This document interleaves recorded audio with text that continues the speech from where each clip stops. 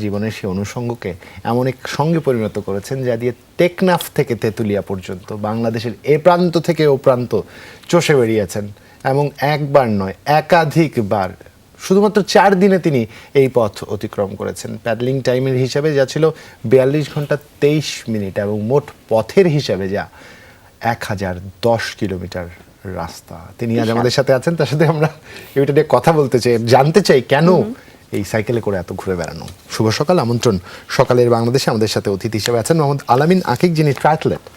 কেমন আছেন আপনি? জি আলহামদুলিল্লাহ ভালো আছি, আপনি কেমন আছেন? না, একটু মন টন খারাপ, কেউ নাম রাখছে না, বাদ বাকি সব ঠিক আছে। যাই হোক, সকালবেলা তো আস্তে আস্তে খবর পেয়ে গেলে নাম রেখে দিবে। কত ইতিবাচক কলি। জুবায়ের, আপনার এই প্রশ্নের উত্তরে আমরা যাব, আজকেই আমরা এটা নিয়ে আলোচনা করব, কিন্তু আকিককে নিয়ে আমরা আসলে আজকে কথা বলতে চাই। আকিক, শুভ সকাল আপনাকে। আসলেন সকালে বাংলাদেশে, শুভ সকাল। সুন্দর একটা দিনের শুরু আমরা করব। আপনি সাইক্লিং নিয়ে আপনার আগ্রহ, আপনি সাইক্লিং নিয়ে দেশের নানা প্রান্ত চষে বেরিয়েছেন। সাইক্লিং তো এক ধরনের দুরন্তপনা, মানে পড়াশোনার পাশাপাশি সাইক্লিং নিয়ে ঘুরে বেড়ানো, সাইকেল নিয়ে ঘুরে বেড়ানো, বাবা মা পাড়া প্রতিবেশী সবার কাছেই এক ধরনের প্রশ্ন নিশ্চয়ই সম্মুখীন হতে হয়েছে হাজারটা। তো সেই জায়গা থেকে আপনি আপনার শখ, ভালো লাগা, মানে কোথায় গিয়ে আপনি সাইকেলটার সাথে নিজেকে জুড়তে পারলেন, একটু আপনার শুরুর দিককার গল্পটা শুনি। সাইকেলিংটা একদম ছোটবেলায়, যে একটু আগে যেন বলতেছিল যে আমাদের শৈশবের প্রথম একটা ধাপ, যে নিজেকে স্বাধীন মনে করা বা সাইকেলের হাওয়াটা লাগানোর পর মনে হচ্ছে যে না, আমি অনেকটা দূর যেতে পারবো। এইটা সাধারণত স্কুল যখন ছিলাম, স্কুলে পড়তাম, তখন স্কুলে আসা যাওয়া হতো, কলেজে আসা যাওয়া হতো সাইকেল নিয়ে। তারপর স্যারদের সাথে সকালবেলা পড়তে যাওয়া, টিউশনিতে যাওয়া, এগুলা সাইকেল নিয়ে করা হতো। কিন্তু সাইকেলিস্ট হিসাবে আমার পথযাত্রা মানে শুরু হয় হচ্ছে 2018 সাল থেকে। তখন লং ডিস্টেন্স চিন্তা করি যে আমি দূরত্বটা কতটুকু অতিক্রম করতে পারি। কেন? প্রশ্নটা হচ্ছে আমি যখন ভার্সিটিতে ভর্তি হই, ভর্তি হওয়ার পরে বিভিন্ন ট্রাভেল গ্রুপের সাথে ট্রাভেল করতে থাকি, বন্ধুদের সাথে, ভার্সিটি বন্ধুদের সাথে, পাহাড়ে, তারপর হচ্ছে বান্দরবন, রাঙ্গামাটি, এইসব অঞ্চলগুলো বা ঝর্ণার থেকে শুরু করে বিভিন্ন কিছু আমি এক্সপ্লোর করা শুরু করি।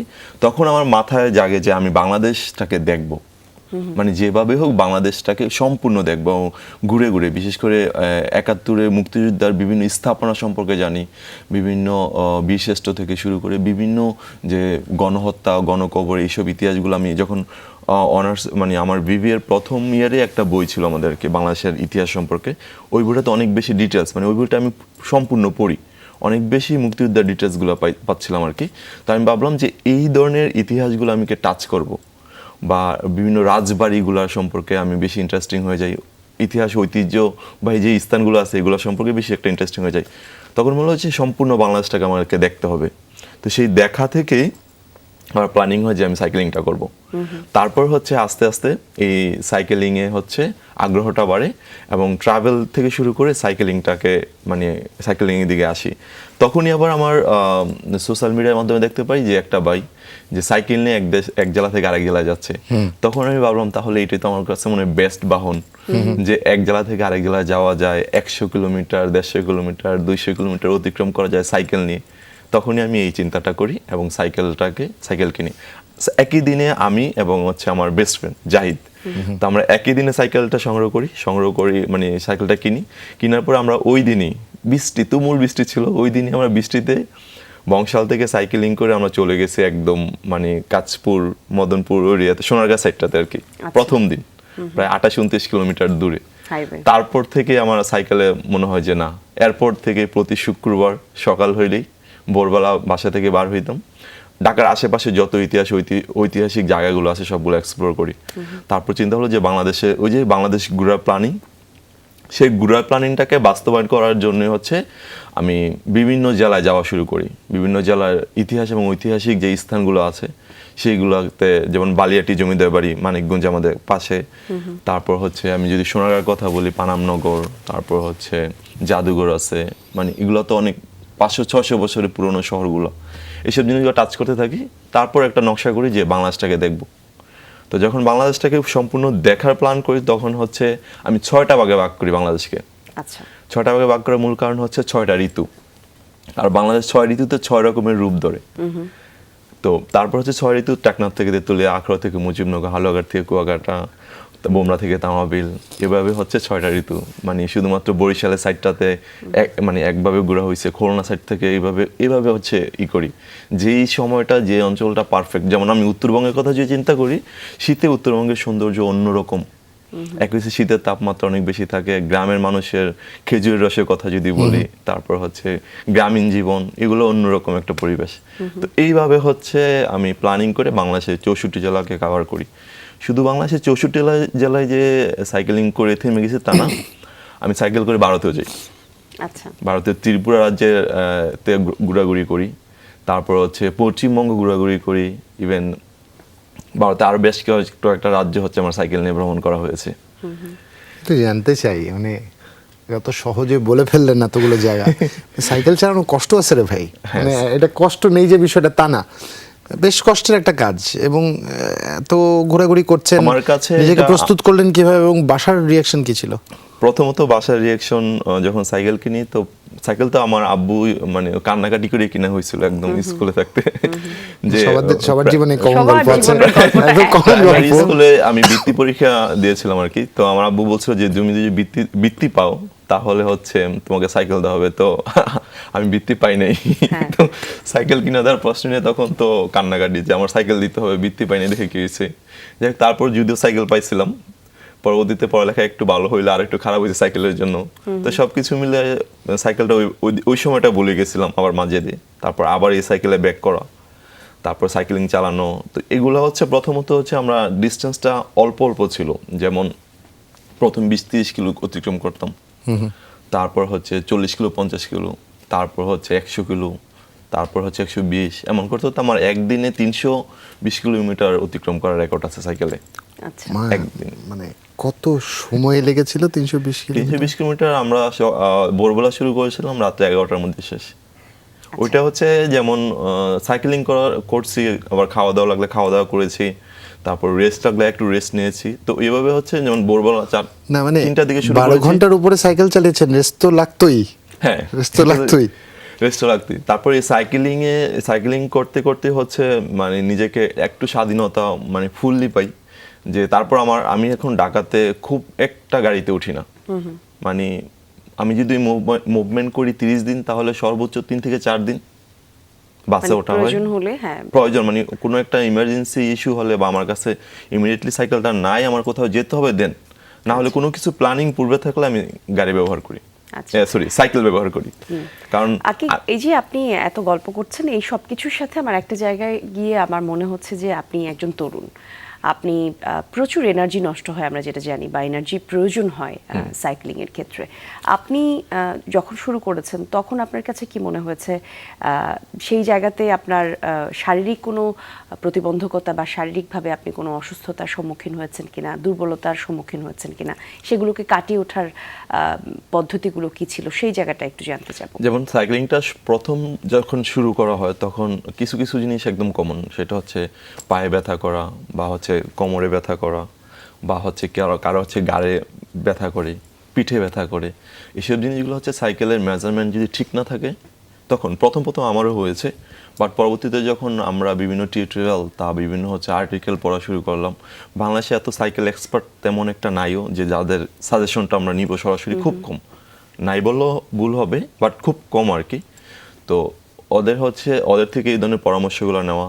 তো সেই থেকে আবার আমি নিজেও হচ্ছে বিভিন্ন সময় এই সমস্যাগুলো যখন সম্মুখীন হচ্ছিলাম, তখন আমি বিভিন্ন ইউটিউবে ভিডিও দেখা বা হচ্ছে বিভিন্ন আর্টিকেল পড়া, আবার আমি নিজেও এই ধরনের সমস্যাগুলো সমাধান করার জন্য নিজেও ভিডিও ক্রিয়েট করতাম, যারা জুনিয়র ছিল তাদের জন্য, বা বিভিন্ন পদক্ষেপ মানে যেভাবেই করা হয়। তো এগুলো যখন আমরা ঠিকঠাক মতো মেনটেন করব, তখন হচ্ছে এই সমস্যাগুলো হবে না। আর সাইকেল আপনাকে সবসময় হচ্ছে একদম উৎফুল্ল রাখবে, মানে যে কোনো কাজে হচ্ছে আপনাকে মানে খুব বেশি আগ্রহ করে তুলবে। এবং ক্লান্ত বিষয়টা হচ্ছে এটা যে কোনো কাজে ক্লান্ত হয়। আমরা যদি বলেন যে আমরা যে টক শোতে কথা বলছি, এখনও কিন্তু আমরা একটা ক্লান্ত হয়ে যাই, মানে কথা বলতে বলতে দেখা যায় কি যে না আজকের কাজ ভালো লাগছে না। তো সব কাজই ক্লান্ত মনে হয় বা সব কিছুই ক্লান্ত মনে হয়। সাইকেলটা আমার কাছে মানে প্রাকৃতিকভাবে প্রকৃতির কাছাকাছি যাওয়ার সবচেয়ে বড় মাধ্যম এবং সবচেয়ে সুন্দর মাধ্যম। অন্য কোনো বাহন যদি হতো বাংলাদেশে ঘোরার ক্ষেত্রে, আমি হয়তো হুট করে একটা হাইওয়ে রাস্তা ধরে চলে যেতাম, আমি এখান থেকে বগুড়া যাব, হুট করে বগুড়া চলে গেলাম। মাঝে দেখ কি হলো আমি কিছুই জানলাম না। আমি বগুড়া গিয়ে কিছু একটা দেখলাম, তারপর আবার চলে আসলাম। বাট আমি যদি ঢাকা থেকে চিন্তা করি বগুড়া যাবো, তো আমি রাস্তায় কিন্তু অনেক কিছু দেখতে পাচ্ছি। বিশেষ করে লোকাল মানুষদের সাথে কথাবার্তা, তারপর হচ্ছে খাওয়া দাওয়া, রাস্তার ছোট ছোট জিনিসগুলোকে আমি নোট করতে পারছি, যেগুলো হচ্ছে হয়তো আমাকে নতুন নতুন অনেক কিছু শিখাইছে বা নতুন নতুন অনেক কিছু বোঝানোর চেষ্টা করছে, মানে অনেক কিছু নোট করতে পারি আর কি।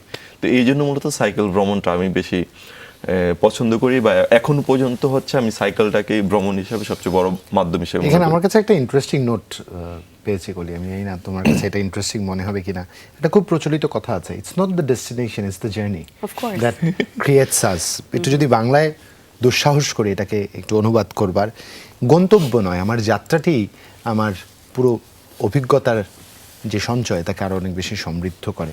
যেমনটা করে আমাদের অতিথি আলামিন আকিক বলছিলেন, যে পথ ধরে তিনি গেছেন অসংখ্য ক্ষুদ্র অনুষঙ্গ আছে যা হয়তো আমাদের গতিশীল বাহনগুলোতে বসে যখন আমরা এক জায়গা থেকে অন্যত্র যাই দেখার সুযোগই হয় না। একদম।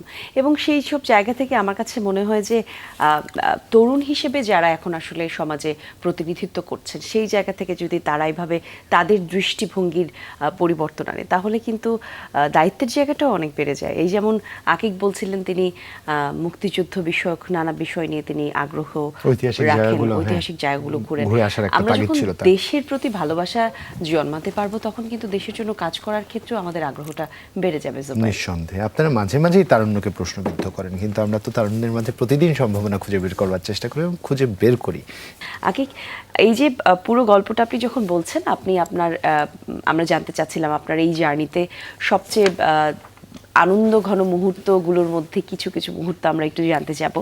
তবে তার আগে একটা স্বাভাবিক প্রশ্ন যেটা আমার মাথায় আসছিল, সাইক্লিং সাধারণত তরুণদের জন্য খুবই আনন্দের একটা বাহন হতে পারে, কিন্তু সাইক্লিং করাটা এক জেলা থেকে আরেক জেলায় যাওয়া এবং বয়স অনুসারে আপনারা যেই বয়সী মানুষ, সেই জায়গাতে নানা রকম জটিলতার সম্মুখীনও নিশ্চয়ই হতে ঝুঁকি থাকে কিনা মূলত? ঝুঁকি বলতে বাংলাদেশের রাস্তা যদি বলি, বাংলাদেশের রাস্তা এবং হাইওয়ে, তারপর হচ্ছে বাংলাদেশের ড্রাইভার যারা আছে, বাস ড্রাইভার, ট্রাক ড্রাইভার, এটা হচ্ছে মানে সম্পূর্ণ মানে 100% ঝুঁকিপূর্ণ। প্রথম কথা হচ্ছে এটা। তবে আলহামদুলিল্লাহ এখন পর্যন্ত আমাদের সাইকেলিং কমিউনিটিতে যারা আছে বাংলাদেশে, এখন প্রতিটা জেলায় সাইকেলিং কমিউনিটি আছে। সাইকেলিং কমিউনিটি এমন ধরনের বড় ধরনের দুর্ঘটনা কেউ শিকার হয়নি, মানে একজন মেবি শুধু মারা গেছে আমার জানা মতে আর কি, অ্যাক্সিডেন্টলি সাইকেলে আর কি।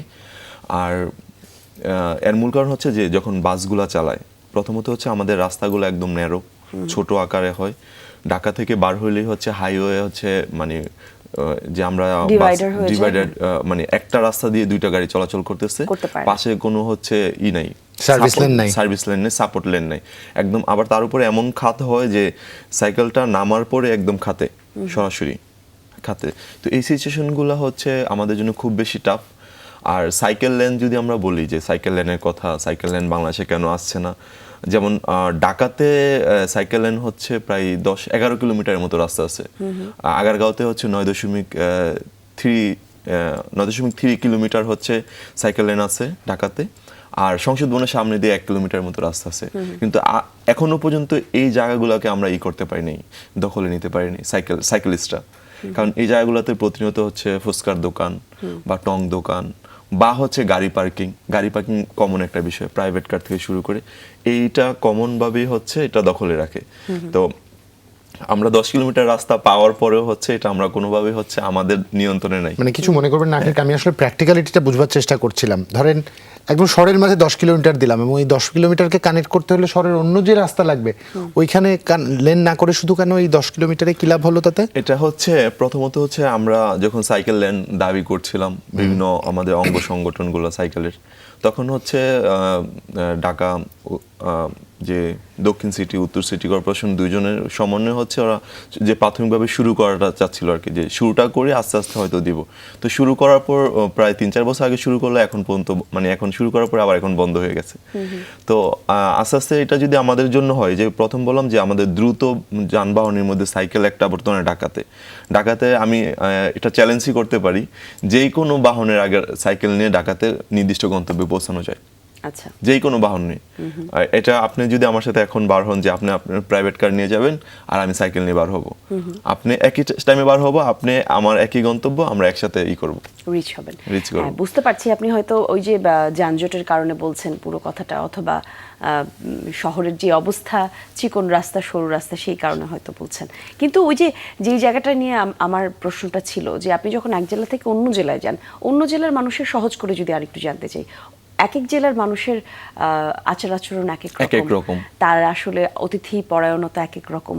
সেই জায়গাগুলিতে তরুণ হিসেবে অন্য মানুষদের সাথে মিলেমিশে থাকতে পারা, রাত্রি যাপন করার যে একটা ব্যাপার থাকে, সবকিছু মিলিয়ে আপনার অভিজ্ঞতা থেকে বলবেন এরকম কোনো জটিল অভিজ্ঞতার শিকার হয়েছিল? জটিল অভিজ্ঞতা আগে আমি একটা খুব ভালো অভিজ্ঞতা বলি। প্রথমত হচ্ছে আমি যখন বাংলাদেশের 64 জেলা সাইকেল নিয়ে ভ্রমণ করি, আমি তখন হচ্ছে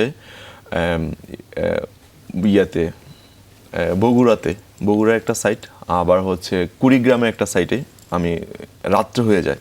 কুড়িগ্রাম থেকে আমি হচ্ছে মূলত জামালপুরের দিকে আসবো এমন একটা টাইম। তো আমাকে হচ্ছে একটা নদী পার হতে হবে। তো নদীটা পার হওয়ার পরে হচ্ছে ব্রহ্মপুত্র নদ আর কি, ব্রহ্মপুত্র নদ পার হওয়ার পরে হচ্ছে আমি জামালপুরের সাইডটাতে আসবো। তো আমার টার্গেট ছিল যে জামালপুর ব্রহ্মপুত্র নদে পার হওয়ার পরে হচ্ছে 22 থেকে 23 কিলোমিটার। তো সন্ধ্যা নাগাদ আমি চলে আসবো, 5টা নাগাদ চলে আসবো হচ্ছে নদীটা পার হওয়ার পরে 22-23 কিলোমিটার হলে জামালপুর আমি কোনো একটা হোটেলে বা শহরে থাকবো। কিন্তু রাস্তায় এত পরিমাণে বৃষ্টি হয়, ট্রলার ছাড়তে দেরি করে, আমার আস্তে আস্তে প্রায় 9টা-10টা বেজে যায়, আর তুমুল বৃষ্টি। তার উপরে হচ্ছে আমার সাইকেলের হচ্ছে এই বৃষ্টির মধ্যে সাইকেলিং করা টাফ হয়ে যাবে। তো এই জন্য আমি থেমে গেছি এবং রাস্তার মধ্যে বসে আছি আর কি, দোকানে বসে আছি, একটা গ্রামের একদম গ্রাম অঞ্চলে একটা বাজারে বসে আছি, চা পান করতেছিলাম। এই মুহূর্তে এমন কয়েকজনের সাথে কথা হচ্ছিল, তো একজন বলতেছিল থাকবেন কোথায় এখন। আমি কি দেখি কোথায় থাকা যায়, আমার সাথে যদিও ট্রেন্ড বা হচ্ছে তাবু টাবু থাকে, যদিও নিরাপদ মনে করলে শুধুমাত্র তাবু করতাম। তো একজন বলতেছে চলেন আমার বাসায়। আচ্ছা, তো এমন অসংখ্য স্মৃতি আছে যে আমার বাসায় চলেন। তো এমন হয়েছে যে সকালবেলা ওদের বাসায় নিয়ে যাওয়া, তারপর হচ্ছে বাসায় যাওয়ার পরে পুরোপুরি মেহমানদারি, হ্যাঁ, যেটা হচ্ছে আমার কল্পনার বাইরে। এমন একাধিক স্মৃতি। কি সুন্দর জুবায়ের, বলেন। চমৎকার। মানে তো এমন বাংলাদেশের একাধিক এই গল্প স্মৃতি অন্য পৃথিবীর কোথাও পাওয়া যায় কিনা আমার জানা নেই। একাধিক স্মৃতি, মানে ওই বাসায় গিয়ে ওই বাসার আত্মীয় স্বজনের মতো হয়ে গেছি, এমন একটা অবস্থা। ঘরের মানুষ। হ্যাঁ, ঘরের মানুষ। ওই বাসার মুরব্বী যে ছিল, উনি খুব আগ্রহ নিয়ে গল্প শুনতেছে, উনি ওনার শৈশবের কথা বলতেছে, যে আমরা এমন চিন্তা করতাম, এটা করবো সেটা করবো, আমরা পারি নাই। তো অনেক কিছু এইভাবে হচ্ছে বিভিন্ন সময় বিভিন্ন রকমের এই অভিজ্ঞতা হয়। আর আমি যখন ট্রাভেল করছিলাম তখন আমি সবসময় হচ্ছে ইয়াংদের প্রতি একটা মেসেজ নিয়ে যেতাম, বা স্কুলে, বিভিন্ন স্কুলে, কলেজে, তারপর হচ্ছে বিভিন্ন শিক্ষা প্রতিষ্ঠান, মাদ্রাসা, তারপর হচ্ছে বিভিন্ন রকমের প্রতিষ্ঠানগুলোতে আমি যাইতাম, বাচ্চাদের সাথে কথা বলতাম, ওদেরকে কোনো একটা মেসেজ দেওয়া, যেমন গাছ লাগানো, পরিবেশ বাঁচানো, কলেজগুলোতে হচ্ছে রক্তদানের বিষয়ে, তারপর হচ্ছে এই ধরনের বিভিন্ন রকমের মেসেজগুলো, বা ওদের সাথে কথা বলা। বাচ্চাদের সাথে যদি প্রাইমারি স্কুলে যেতাম, তাদের চকলেট বা অনেক কিছু নিয়ে যেতাম, তো ওদের সাথে কথা বললে ওরা অনেক বেশি উৎসাহ হতো। মানে আমি চাইতাম যে পজিটিভলি ওদের মাথায় কিছু একটা থাকুক, যে এইসব জিনিস করা যায়, এসব জিনিস ধরা যায়। বা সাইকেল নিয়ে যখন আমরা বিভিন্ন জায়গায় যাই, বিভিন্ন গল্প বলতাম যে এইটা করলে এটা হয়, এটা করলে এটা হয়। তো এইসব জিনিস করার আমার মূল পিছনে টার্গেট ছিল যে যখন আমি ছোটবেলাতে আমি মিস করতেছিলাম, যদি আমাকে এই বিষয়টা যদি স্কুলে কেউ জানাইতো, তাহলে হয়তো আমি আরো অনেক বেশি কিছু করতে পারতাম। নিশ্চয়ই। আগে আমরা কিন্তু কিছু ভিডিও দেখছিলাম না কলি, আমাদের দর্শকদের আমরা দেখাবার চেষ্টা করছিলাম, হয়তো বাংলাদেশের বিভিন্ন প্রান্তে আপনি গেছেন, সেই ছবিগুলো আমাদের দেখাবার সুযোগ হচ্ছে। আপনার নিজস্ব গোপ্রোতে ক্যাপচার করা, যদি ভুল না করি, দেখে মনে হচ্ছে এই জার্নিগুলো তো নিঃসন্দেহে চমৎকার, যেটা আমিও বলার চেষ্টা করছিলাম। The journey itself is interesting. প্রস্তুতিটা একটু জানতে চাই। একটা শারীরিক বিশাল প্রস্তুতি প্রয়োজন পড়ে, খাওয়া দাওয়া কি করতে হয়? শারীরিক বলতে যখন রাইডে থাকি তখন তো খাওয়া দাওয়া টাইম টেবিল করাটা খুব টাফ। আর ওভারঅল পুরো মাস জুড়ে হচ্ছে আমি সবসময় হচ্ছে ফ্যাট জাতীয় যত খাবার আছে, কোল্ড ড্রিঙ্কস থেকে শুরু করে, মানে ফাস্টফুড থেকে শুরু করে সকল কিছু হচ্ছে আমি বরাবরই অ্যাভয়েড করতাম, অ্যাভয়েড এখনও করি। তো আমি শুধু সাইকেলিংয়ের সাথে একদম যে সাইকেলিং করি তা না, সাইকেলিংয়ের পাশাপাশি আমি রানিং করি, সুইমিং করি। সুইমিংও আমার বেশ কিছু রেকর্ড আছে। রেকর্ডটা শুনবো, আগে একটু শারীরিক প্রস্তুতি বলেন, তারপরে বাকিটা শুনছি। তো সাইকেলিং হচ্ছে যে শারীরিক প্রস্তুতি হচ্ছে আমি আমার হচ্ছে ঘুমটা একটু আর্লি হয়, সবসময় হচ্ছে 11টা-12টা নাগাদ হচ্ছে আমি ঘুমিয়ে পড়ার চেষ্টা করি। আর তারপর হচ্ছে সকালে ঘুম থেকে উঠে হচ্ছে প্রতিনিয়ত আমার সপ্তাহে 7 দিনই 7 রকমের মানে একটা অ্যাক্টিভিটি থাকে, যেমন কোনোদিন সাইকেলিং, কোনোদিন রানিং, কোনোদিন হচ্ছে সুইমিং, কোনোদিন হচ্ছে মানে হাঁটাহাঁটি করা, মানে শহরের মধ্যে হাঁটাহাঁটি করা, বা কোনোদিন হচ্ছে আমি পাহাড়ে যেতে পছন্দ করি দেখে ব্যাগ কাঁধে নিয়ে ওয়েট ক্যারি করি। তো এগুলো হচ্ছে নিয়মিত করি। আর খাওয়া দাওয়ার বিষয়টা হচ্ছে আমি একদমই নর্মাল খাওয়া দাওয়া করি, শুধুমাত্র চিন্তা করি যেটা ফ্যাট জাতীয় খাবার সেটাকে না করা, চিনিটাকে একদম টোটালি হচ্ছে না, চিনিটা যত সম্ভব বাদ দিয়ে দাও। বাদ দেওয়া ভাই রে, বাদ যে দিয়ে হারে সাইকেল চালাচ্ছেন ক্যালোরি বার্ন করে এমনিতেই কিছু থাকার কথা না। তারপর হচ্ছে যেমন আমার নিয়মিত একটা জিনিস হচ্ছে সকালবেলা ছোলাটা, মানে রাত্রেবেলা হালকা অল্প কিছু ছোলা ভিজিয়ে রাখি, সকালে হচ্ছে এটা গ্রহণ করি। তারপর হচ্ছে ডিমটা আমি খুব বেশি পছন্দ করি।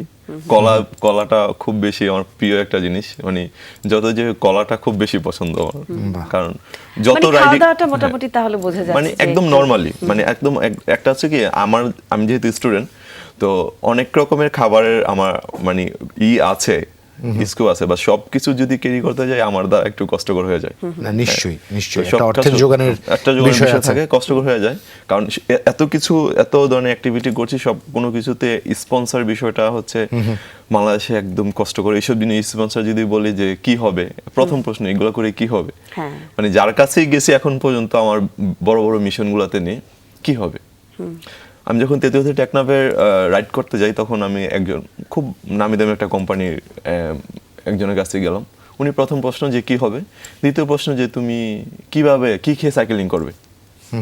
মানে আমি খুবই অবাক হয়েছিলাম। তো তখন থেকে হচ্ছে স্পন্সরের বিষয় নিয়ে এত মাথা ঘামাই না, কারণ যতটুকু নিজে আর্ন করতে পারি, আমার আর্নটা হচ্ছে টিউশনি, কোচিংয়ে লেকচার দেওয়া। আমি যেহেতু অ্যাকাউন্টিংয়ের উপরে বিবিএ এবং এমবিএ রানিং ছিল, তখন বিবিএ রানিং ছিল, যখন থেকে এগুলো শুরু করি তখন বিবিএ রানিং, তখন হচ্ছে মানে টিচিং করা, কোচিংয়ে হচ্ছে লেকচার দেওয়া, এই থেকে আর্নটাও হতো।